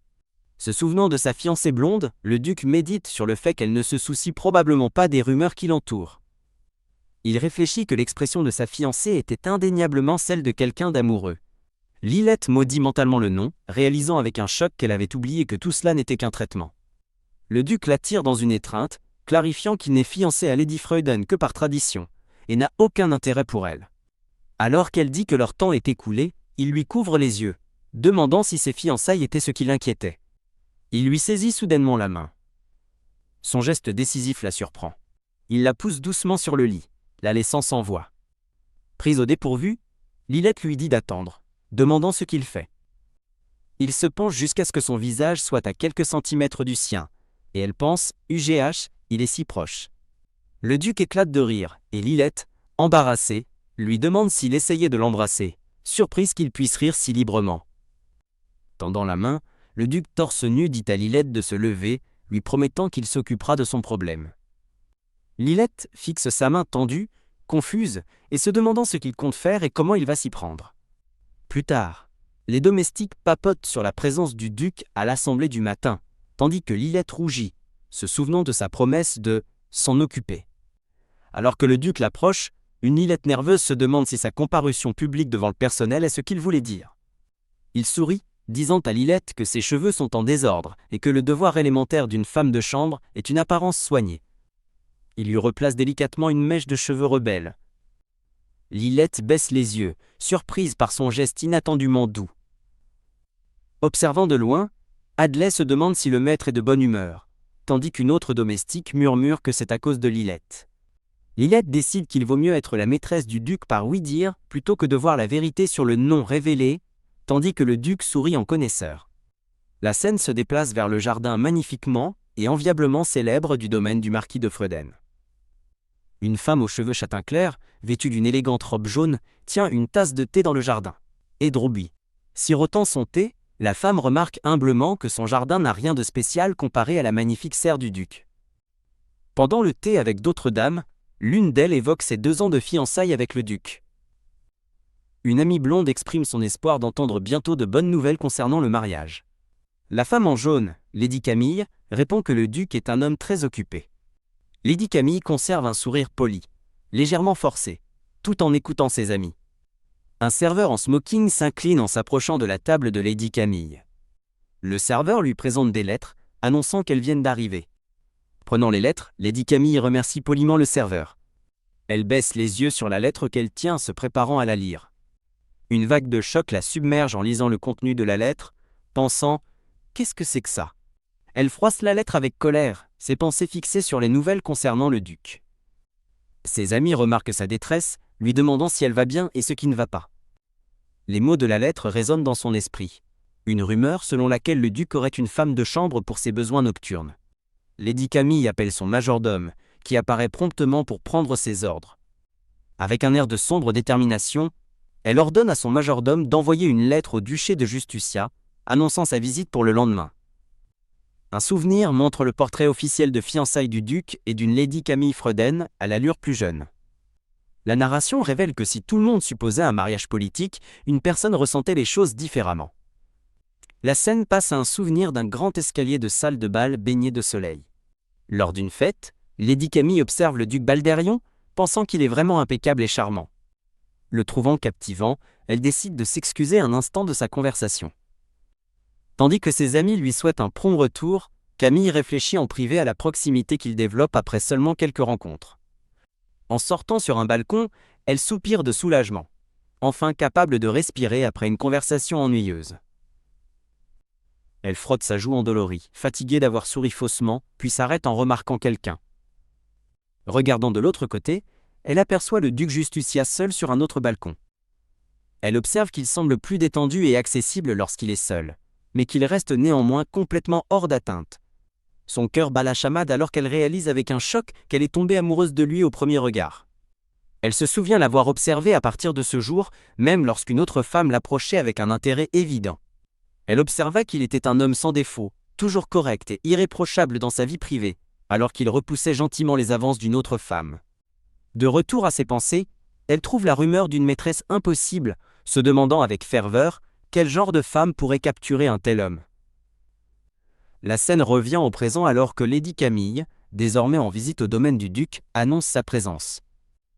Lilette reste figée sur place, tenant un plateau de thé, venant de réaliser qui est l'invité. Choquée que l'invité soit la fiancée du duc, Lilette se souvient que Hadley lui a demandé de prendre le relais en raison d'une affaire urgente. Lady Camille sirote son thé pendant que Lilette se tient à ses côtés, attendant avec dévouement. Lilette lance à lady Camille un regard de travers méfiant, sentant des problèmes. Un flashback d'il y a 1 heure montre Camille se plaignant de la chaleur et ordonnant à une femme de chambre de l'éventer. Camille fixe Lilette, lui demandant si elle a fait le thé avant de le rejeter et d'exiger qu'il soit refait. Elle rejette à plusieurs reprises le thé, le qualifiant de tiède et forçant Lilette à le refaire encore et encore. Lilette ferme les yeux de frustration, réalisant qu'1 heure s'est écoulée avec Camille, trouvant constamment des défauts et la faisant refaire la même tâche. En sirotant son thé, lady Camille évalue Lilette, pensant qu'elle est belle pour une femme de chambre et que son visage lui semble étrangement familier. Claquant sa tasse, Camille se plaint que le thé est maintenant trop chaud et accuse Lilette de l'avoir fait exprès, forçant une Lilette désemparée à proposer de le refaire. Une voix déclare « Assez de thé », alors que la tasse est soudainement projetée, éclaboussant le liquide chaud sur les mains de Lilette et la faisant crier de douleur. Lilette s'effondre à genoux, serrant ses mains brûlées, tandis que Camille se tient au-dessus d'elle, sa robe rose désormais tachée de thé. Une femme de chambre en chef à lunettes entre en courant, demandant si tout va bien, son expression se transformant en choc devant la scène. Lilette tremble sur le sol, fixant avec agonie ses mains rouges et ébouillantées. Grimaçant de douleur, Lilette se demande si ça fait si mal parce qu'elle n'a pas été brûlée depuis un moment. Feignant l'inquiétude, Camille se couvre la bouche et demande à Lilette si elle va bien. La femme de chambre en chef aide Lilette à se relever, promettant d'envoyer une autre servante. Mais Camille l'interrompt, montrant la tache de thé sur sa robe juste avant l'arrivée prévue du duc. Camille abandonne sa façade, fusillant Lilette du regard avec une pure malice.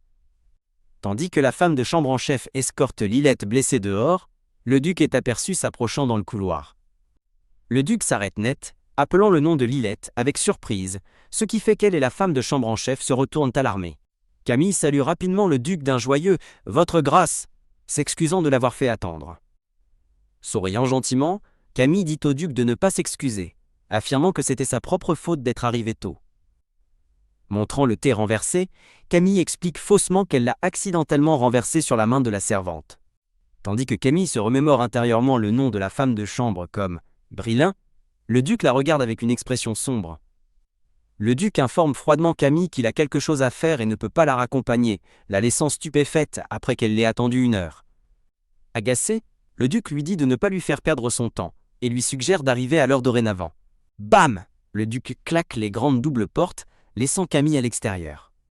Appuyé contre la porte, le duc marmonne. Bon sang, clairement frustré par la situation. Seule et désemparée dans le couloir, Camille se demande si elle vient d'être renvoyée sans cérémonie. Dans un moment de calme réflexion, Lilette est entourée de fleurs alors qu'elle se demande pourquoi le duc se soucie tant de quelqu'un comme elle. Plus tard, Lilette arrive dans la chambre du duc après avoir été convoquée, se demandant ce qu'il veut puisqu'il n'est pas encore l'heure de sa visite nocturne. Le duc regarde ses mains bandées, notant qu'il lui sera incommode de ne pas pouvoir les utiliser pendant un certain temps. L'air épuisé, le duc lui dit que le traitement prendra du temps et suggère qu'ils aillent simplement se coucher. Lilette lève les yeux avec une résolution nouvelle, déclarant fermement « Je ne le ferai pas ». Décontenancé, le duc lui demande de répéter ce qu'elle vient de dire. Lilette serre ses mains bandées, déclarant qu'elle ne veut pas accomplir ses devoirs aujourd'hui. Tandis que Lilette tient bon, le duc s'approche et lui demande ce qu'elle fait. Visiblement agacée, Lilette répète qu'elle lui a déjà dit qu'elle n'est pas d'humeur aujourd'hui. Quand elle essaye de partir, le duc lui attrape le bras, lui disant de ne pas l'éviter. Il la coince contre le mur, son visage près du sien, et exige qu'elle lui dise ce qui la tracasse. Le monologue interne de Lilette révèle sa frustration face au harcèlement de sa fiancée. Elle continue de penser à la façon dont elle l'a vu escorter Lady Freuden, et demande s'il l'a fait à nouveau aujourd'hui. Ses pensées sont consumées par une image du duc et Camille ensemble, alors qu'elle s'avoue ressentir une jalousie intense. Repoussant sa main, Lilette déclare qu'elle ne veut pas être touchée par des mains qui viennent de tenir une autre femme. Les yeux du duc s'écarquillent sous le choc sincère de son éclat émotionnel. Lilette serre immédiatement la mâchoire, réalisant qu'elle en a trop dit. Prenant doucement sa main blessée, le duc précise qu'il a renvoyé Camille seule chez elle, ce qui fait lever les yeux à Lilette avec surprise. Avec un léger sourire, il lui dit de rester immobile pour éviter que sa main ne s'enflamme. Alors qu'il s'occupe de son bandage, Lilette insiste que ce n'est pas ce qu'elle demandait, et questionne ses actions. Elle explique sa conviction que Lady Freuden n'est venue que parce qu'elle avait entendu les rumeurs à leur sujet. Le duc la regarde de haut, demandant si elle insinue que sa blessure est de sa faute. Il porte de manière provocante ses doigts bandés à sa bouche et commence à les lécher.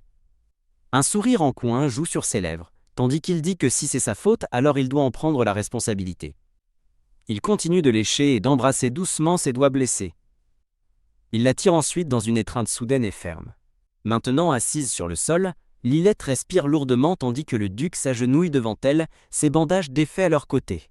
Le duc contemple la main de Lilette, se remémorant un souvenir capital.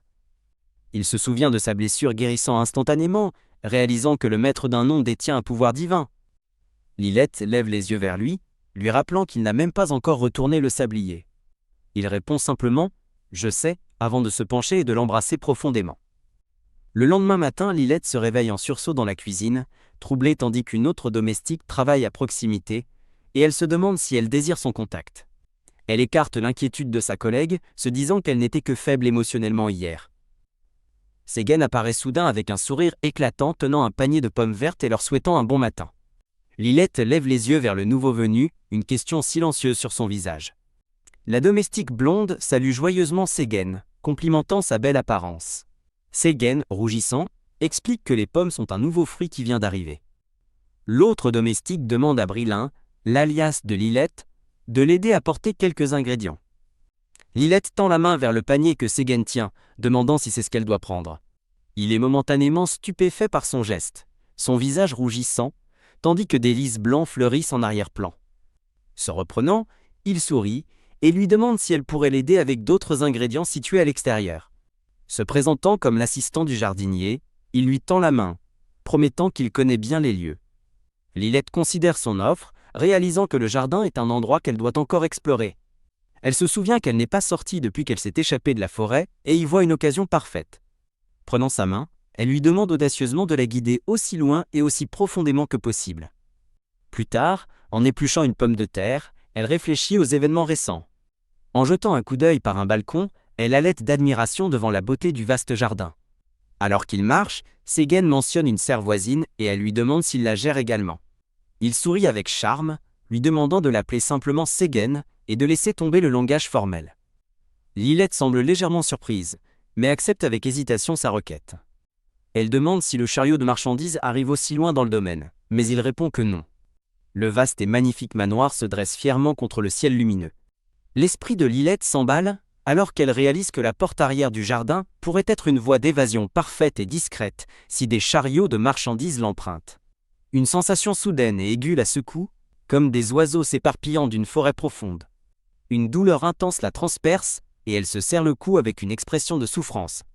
C'est Séguin qui demande avec inquiétude à Brilin si elle va bien, remarquant son teint pâle. Elle détourne le regard, mentionnant faiblement le mot Chasse, chasse. Il explique que le maître chasse parfois des lapins dans la forêt environnante, tandis que l'image d'un lapin mort apparaît fugitivement. Pleurant des sueurs froides, Lilette tente de se composer tandis que Séguin lui demande si elle va vraiment bien. Un Séguin inquiet jette des coups d'œil nerveux autour de lui, son expression changeant rapidement. Il l'aide doucement à s'asseoir sur un banc voisin, lui disant d'attendre là un instant. Confuse, elle le regarde s'éloigner précipitamment. Poussant un soupir, elle prend un moment pour elle-même sur le banc. Elle réfléchit que, si ses blessures physiques ont guéri, les souvenirs subsistent, serrant un bouquet de fleurs bleues qu'elle tient maintenant. Séguin revient avec un sourire éclatant, lui offrant les mêmes belles fleurs bleues. Il lui dit qu'elles s'appellent Delphinium, et elle s'émerveille de leur beauté tandis qu'il acquiesce qu'elles lui vont bien. Il explique qu'il a pensé à elle dès qu'il a vu les fleurs. Rouge de plaisir avec un sourire éclatant et sincère, elle accepte avec gratitude son cadeau attentionné. Se penchant plus près, Séguin commence à demander si elle est célibataire, mais un aboiement net les interrompt. Lilette tourne la tête vers le son agréable moment brisé. Un petit chien joyeux nommé Camon arrive en courant vers eux. Une voix imposante intervient, remarquant à quel point il semble libre, tandis que Lilette reconnaît Camon et Séguin reste sous le choc. Le duc apparaît devant eux dans sa tenue de chasse, tenant un fusil et l'air profondément mécontent, tandis que Séguin s'écrie « Maître !» Un souvenir refait surface. Lilette, le regard intense du duc et un bouquet de fleurs bleues claires. Dans le souvenir, un homme aux cheveux bruns en bretelles tend un fusil à un autre homme, lui souhaitant bonne chance. Le duc convoque sévèrement Brilin, laissant Lilette se demander ce qui se passe et pourquoi il semble si en colère. Le duc avance sur un pont de pierre, suivi par Lilette et un chien. Il s'arrête, tenant une lettre d'allure formelle dans sa main. Il présente la lettre à Lilette, expliquant que c'est une invitation à un tournoi de chasse et qu'elle doit se préparer à l'accompagner. Choquée, Lilette demande s'il l'emmène vraiment avec lui, et il le confirme par un simple « oui ». Lilette agrippe son tablier, déclarant qu'elle ne veut pas y aller, mais le duc lui demande si elle s'attend à ce qu'il la laisse derrière lui si longtemps. Frustrée, Lilette insiste sur le fait qu'il connaît déjà la vraie raison pour laquelle elle ne veut pas y aller. D'un geste rapide, le duc la prend dans ses bras, envoyant des pétales de fleurs s'éparpiller dans l'air. Portée à la manière d'une mariée, Lilette regarde en bas, stupéfaite et confuse. Il explique à Lilette rougissante que la tenir ainsi prolongera l'effet. Avec un sourire en coin, il lui dit qu'il a juste besoin de laisser sa trace profondément en elle. Détournant la tête avec résolution, Lilette refuse fermement sa proposition. Il se penche et mord violemment son épaule, laissant une marque lumineuse sur sa peau. Il recule, ressentant une montée intense comme s'il était ivre d'un aphrodisiaque, avec une trace de sang sur sa lèvre. Les mains de Lilette se pressent contre sa poitrine dans une tentative désespérée de le repousser. Essuyant le sang de sa lèvre, le duc pense qu'elle est une femme têtue pour avoir la volonté de se mordre la langue. Assente fietit. Un regard séducteur traverse son visage, tandis qu'il examine ses doigts. Avec confiance, il redresse sa chemise et ajuste son pantalon. De retour au présent, Lilette ajuste sa robe tandis que le duc ramasse le bouquet tombé, disant qu'il va s'excuser. Elle regarde tristement les fleurs écrasées dans sa main, se lamentant qu'elles soient abîmées. Le duc lui ordonne de laisser les fleurs, mais elle proteste, expliquant qu'elles étaient un cadeau pour elle. Quand elle révèle qu'elle venait de l'assistant jardinier, le duc demande froidement où travaille cet assistant. Dans une adorable fantaisie chibi, elle explique que l'assistant travaille dans le jardin du manoir, tandis que le duc lui arrache les fleurs. Avec un sourire possessif, le duc lui rappelle qu'il est le maître du manoir. Il jette négligemment les fleurs bleues sur une table voisine. Lilette semble avoir le cœur brisé, pensant qu'il revendique aussi la propriété de ses fleurs. Dans son imagination, une minuscule Lilette enragée traite un duc chibi souriant d'enfantin et arrogant pour ne penser qu'à lui-même. Elle lève les yeux écarquillés, une nouvelle pensée lui vient à l'esprit. Peut-être qu'il la taquine simplement. Alors que le duc lui dit de se préparer, elle jette un coup d'œil par-dessus son épaule, son esprit s'emballant à l'idée qu'il pourrait être jaloux. Son cœur bat la chamade, tandis qu'elle le regarde de nouveau, rougissant à cette pensée. Le duc se retourne et ferme la porte derrière lui, la laissant seule avec ses pensées. La scène se déplace vers une magnifique salle de bal bondée où une grande fête bat son plein. Un prince héritier, épuisé aux cheveux blonds, s'affaisse sur un trône, pensant qu'il ne trouve Lord Justicia nulle part. Un serviteur rappelle à son Altesse qu'il a reçu une lettre, indiquant que le duc n'assisterait pas, ce qui fait sursauter le prince en se souvenant. Rougissant de frustration, le prince héritier réalise que lui et quelqu'un d'autre attendaient la même personne, murmurant le nom Freuden. Lady Freuden apparaît dans une magnifique robe de dentelle rouge et noire, faisant la révérence devant le prince héritier. Le prince demande à Lady Freuden pourquoi elle est venue à la fête, lui demandant sans détour si c'était pour voir Lord Justicia. Elle l'informe que le duc n'assiste pas, car il reste au campement pour le tournoi, une rupture avec sa routine habituelle. Lady Freuden croit connaître la raison de l'absence du duc, notant intérieurement que le prince sent l'alcool. Dans un flashback, elle se souvient avoir vu une femme de chambre aux yeux de joyaux, avec des yeux en quartz rose lors d'une récente visite au domaine du duc. Le prince héritier est visiblement surpris, le nom Lilette résonnant dans son esprit à la mention du quartz rose. Se cachant derrière son éventail, Lady Freuden révèle que son informateur prétend que le duc emmène cette même femme de chambre avec lui au tournoi. Lady Freuden imagine le duc et Lilette dans une étreinte intime, pensant que la femme de chambre doit sûrement s'amuser avec lui. Un sourire sombre et sinistre se répand sur le visage du prince héritier. Furieux que le duc ne soit pas venu à cause de cette femme, il brise son verre à vin, se coupant la main, tout en se demandant pourquoi le duc est si distant. Il attrape la main de Lady Freuden, pressant sa paume saignante contre la sienne, et lui disant de ne pas s'inquiéter, car il a une idée qu'elle adorera. Tandis que Lady Freuden médite ces mots, le prince héritier se remémore l'exécution de la famille Prenut pour trahison, en blâmant sombrement Freuden. Le prince héritier réitère que la famille Prenut a été entièrement éradiquée, laissant Lady Freuden en larmes et sous le choc. Tandis qu'un serviteur lui offre une assiette de pâtisserie, le prince héritier déclare froidement que chaque membre de la famille Prenut devrait déjà être mort. Avec un sourire sinistre, il se penche vers Lady Freuden et lui demande d'un ton appuyé si elle comprend ce qu'il veut dire.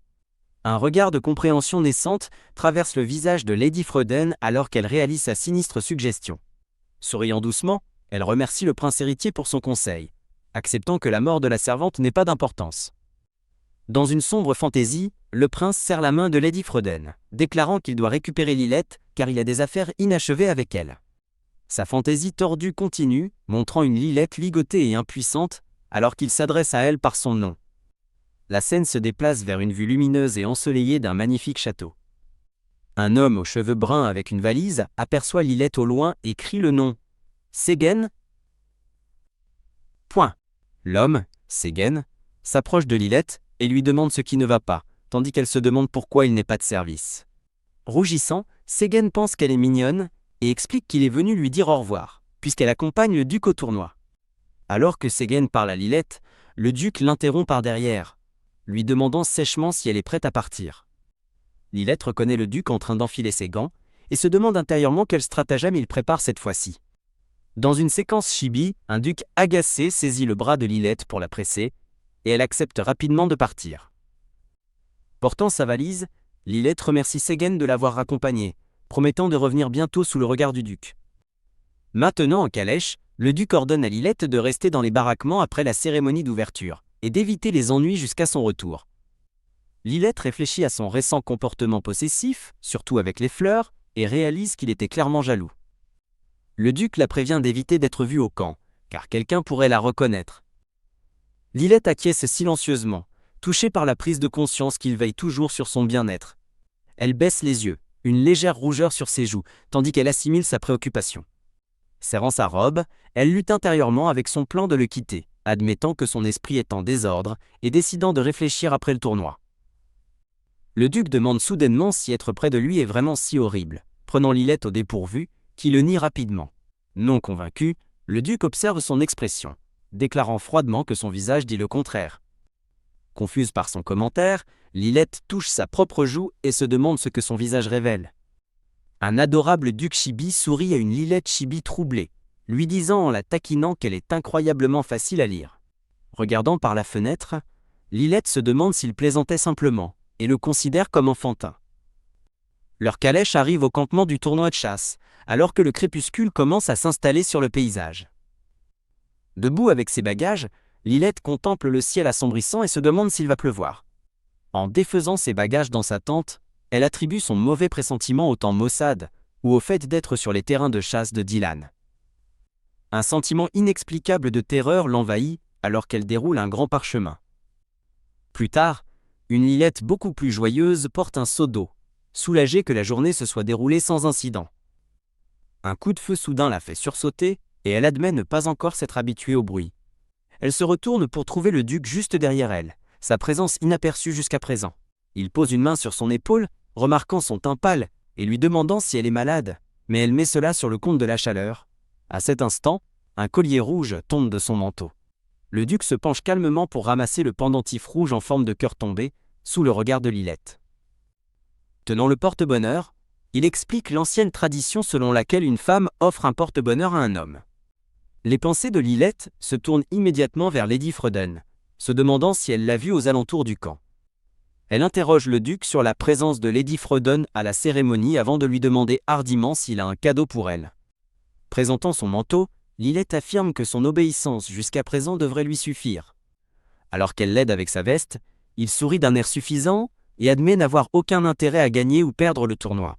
Il la regarde attentivement tandis qu'elle redresse silencieusement une nappe.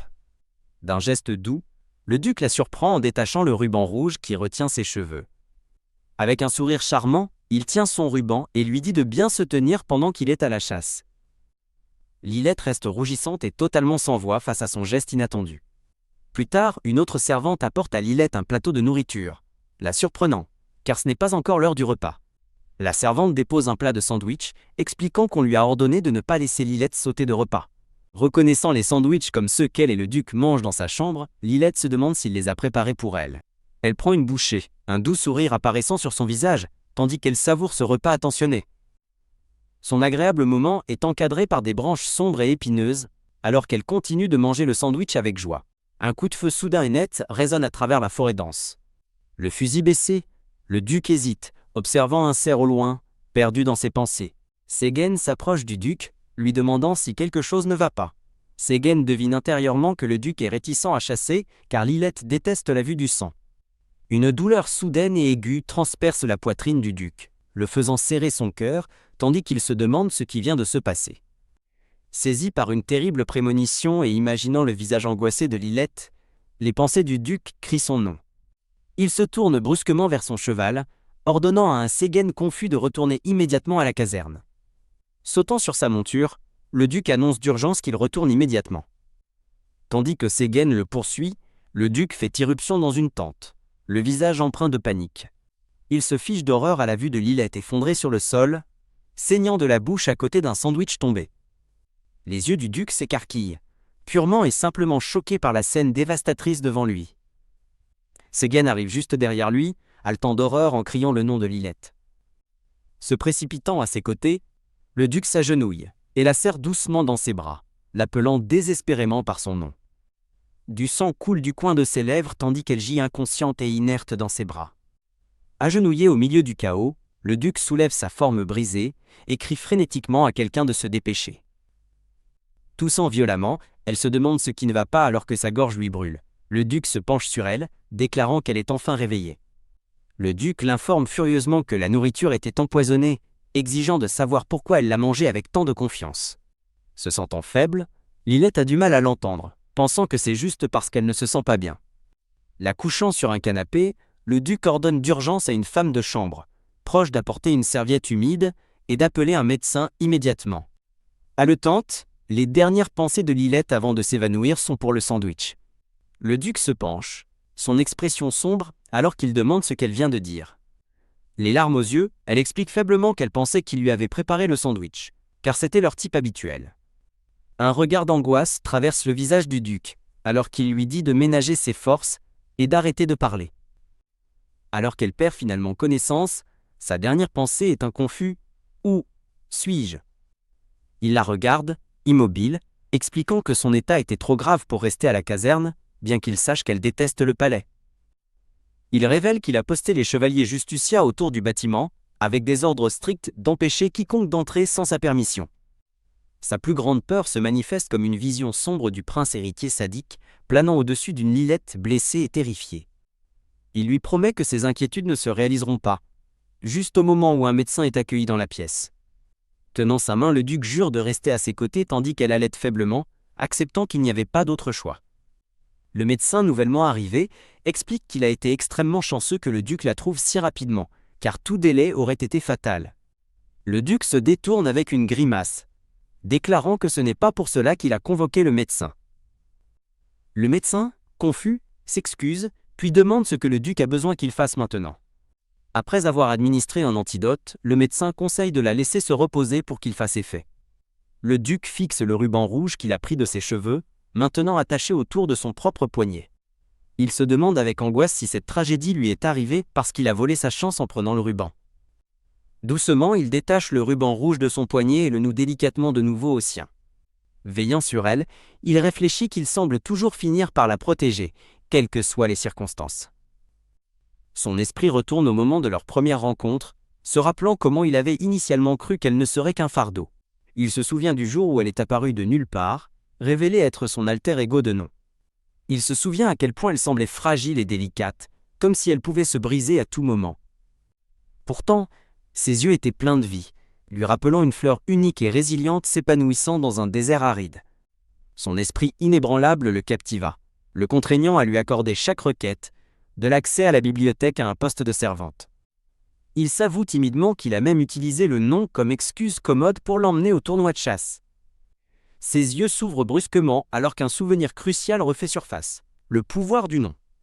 Il se souvient avoir touché sa main précédemment brûlée et avoir regardé avec étonnement la blessure guérir instantanément. La réalisation se faisant jour, le duc se lève brusquement de son chevet alors que le médecin l'appelle. Le médecin se tourne vers Séguin, lui demandant s'il a besoin de quelque chose pendant que le duc se déplace avec détermination. Le duc se demande à voix haute si un contact direct avec le propriétaire de son nom, lui-même, pourrait produire un effet curatif. Le médecin confirme que le poison a atteint ses organes, mais spécule qu'un tel contact pourrait accélérer sa guérison, incitant le duc à le congédier. De retour dans sa chambre, le duc retire calmement sa veste sombre. Sa main descend, agrippant fermement le tissu de son pantalon. Dans un bain fumant, il enlace Lilette par derrière, lui murmurant qu'il s'est avéré être le propriétaire de son nom.